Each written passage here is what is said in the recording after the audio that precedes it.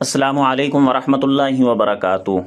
محترم ناظرین و سامعین کرام، ایک انتہائی افسوسناک اور غمناک افسردہ کر دینے والی خبر آپ حضرات کی خدمت میں پیش کی جا رہی ہے دارالعلوم دیوبند کے حوالے سے۔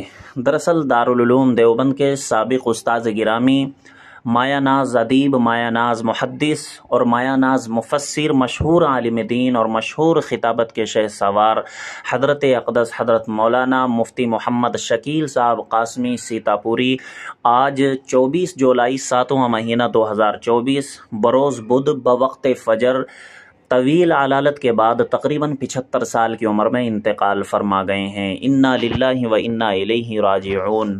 یقیناً یہ خبر مدارس کے علماء، طلباء کے لیے انتہائی افسوسناک ہے اور غمناک ہے۔ مدارس کے علماء کو اور علمی حلقوں کو مغموم کر دینے والی خبر ہے۔